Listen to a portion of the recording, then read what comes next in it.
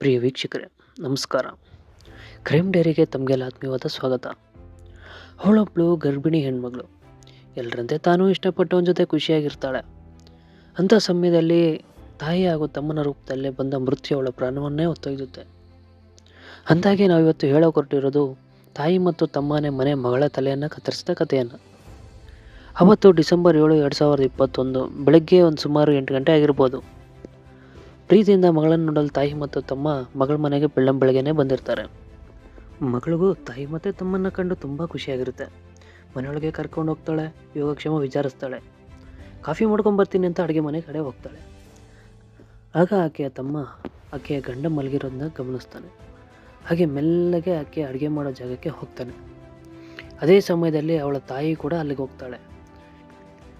ತಾಯಿ ಮತ್ತು ತಮ್ಮ ಇಬ್ಬರು ಆಕೆಯನ್ನು ಎಳೆದು ಕೈಗಳನ್ನು ಹಿಡಿದು ತುಂಬ ಹಿಂಸೆ ಕೊಟ್ಟು ಆಕೆ ತಲೆಯನ್ನು ಕತ್ತರಿಸೋಕ್ಕೆ ಪ್ರಯತ್ನ ಮಾಡ್ತಾರೆ.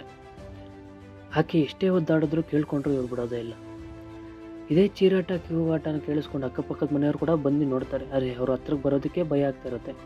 ಯಾಕೆಂದರೆ ಇವರು ನಡೆಸಿದ ಕೃತ್ಯ ಅಷ್ಟು ವಿಕೃತವಾಗಿರುತ್ತೆ. ತಮ್ಮ ಏನು ಮಾಡ್ತಾನೆ, ತಾನು ತಂದಿದ್ದ ಕುಡುಗೋಲಿಂದ ಅಕ್ಕನ ಕತ್ತನ್ನು ಕತ್ತರಿಸಿ ತರ್ತಾನೆ. ಇಲ್ಲಿ ವಿಪರ್ಯಾಸ ಏನಂದರೆ, ತಾಯಿ ಮತ್ತು ತಮ್ಮ ಆಕೆ ತಲೆಯನ್ನು ಕತ್ತರಿಸಿ ಅದೇ ಕತ್ತರಿಸಿರುವ ತಲೆಯ ಜೊತೆ ಸೆಲ್ಫಿ ತಗೊತಾರೆ.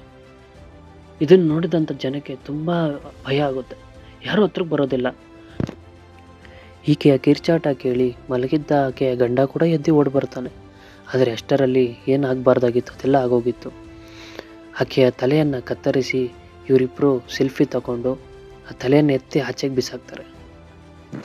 ಇವರು ಈ ಕೃತ್ಯ ನಡೆಸ್ಬೇಕಾದ್ರೆ ಅಕ್ಕಪಕ್ಕದ ಜನ ಕೂಡ ಬಂದು ಮೂಕ ಪ್ರೇಕ್ಷಕರಾಗಿ ನಿಂತ್ಕೊಂಡು ನೋಡ್ತಾ ಇರ್ತಾರೆ.